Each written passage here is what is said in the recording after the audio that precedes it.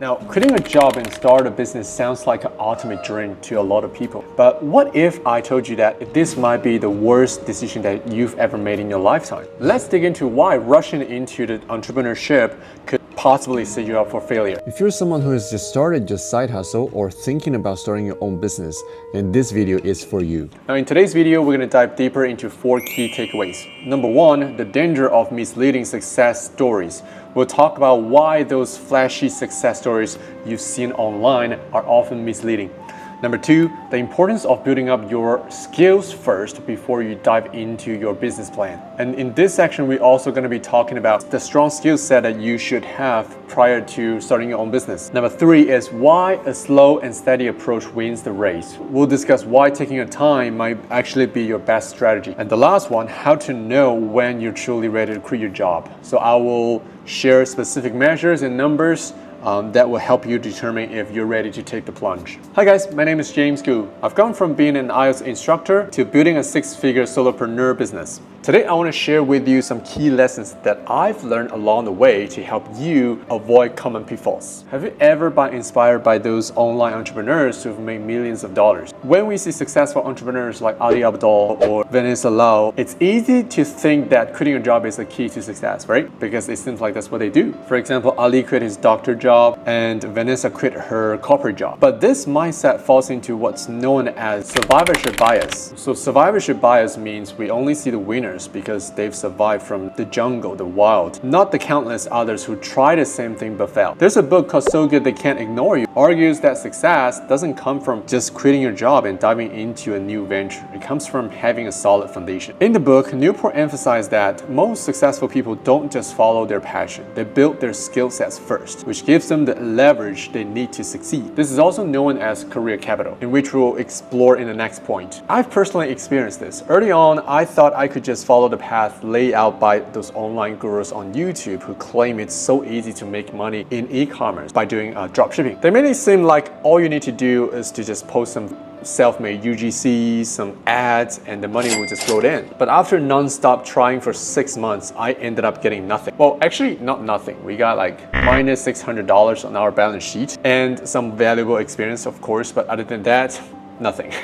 But fortunately, the skill set that I developed during the time that I worked in one of the major education group in China helped my wife right there and I establish our English learning studio quickly after our e-commerce project failed. And that brings me to the next point. A lot of you will be thinking quitting a job is the hard part, but actually building your skill sets first is what truly matters. One of the most crucial lessons that I've learned from Newport's book is the concept of career capital. And career capital basically means the valuable skills and experience that you accumulate over time. So for example, Ali Abdaal didn't just quit his medical job overnight. He spent years honing his skills in content creation, online marketing, and business management while working as a doctor full-time. These skills became his career capital, allowing him to build sustainable business afterwards. And in the book, So Good They Can't Ignore You, Newport states, the more career capital you have, the more control you have over your career. So before you take the lead, do your homework, study your target industry, and gain a solid understanding of how the business works. In my own journey, I noticed that many teachers who quit their jobs to start tutoring centers failed because they lack essential skills. For example, marketing and sales, especially sales. They didn't realize that being a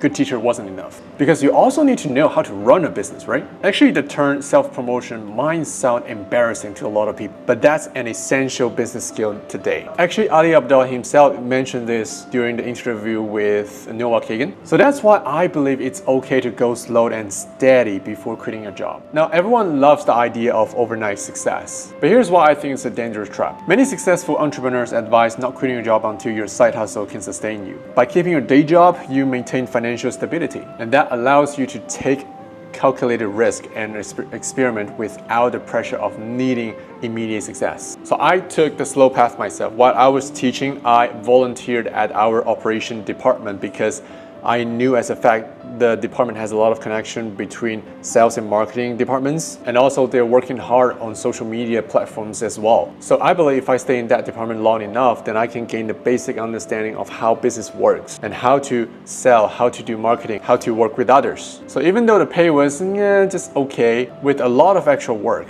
but I still took that opportunity because I look at the long-term goal and I deeply believe this position will bring me the most out of this job. But how do you know when you're ready to take the leap? Here's how you know if and when you're truly prepared to quit your job and go all in on your business. One of the biggest questions aspiring entrepreneurs face is when to take the leap. The key is to have clear and measurable goals. For example, I recommend not quitting your job until your side hustle income consistently matching or exceeds your day job for at least 3 months. Additionally, ensure you have at least 3 to 6 months of living expenses saved up to cover unexpected downturns. Like my first few jobs after moving to Canada was involved working in different hotels. After getting my real estate license, I worked part-time as a realtor's assistant. I didn't really quit my hotel job until I received enough inquiries, and I was confident that I could close a deal, at least one deal within the next month with my sales skills. Plus, I had enough savings to survive for at least 3 to 6 months. And that's when I took the leap. So here's the conclusion. Before you take the big leap, make sure you are fully prepared. Build your skills, take your time, and set clear, measurable goals. The road to success might not be easy,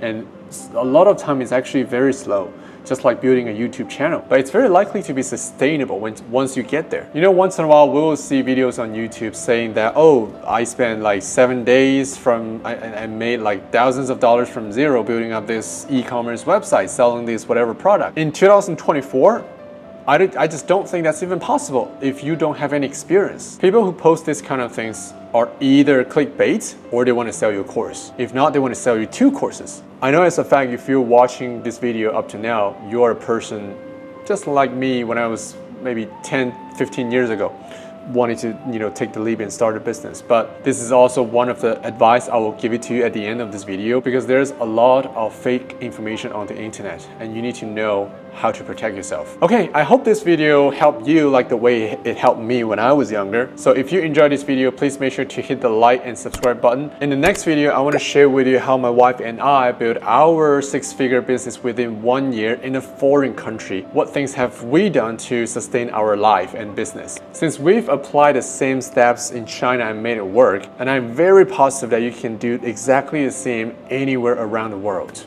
Okay, so that's everything for today, and I'll see you guys until next time.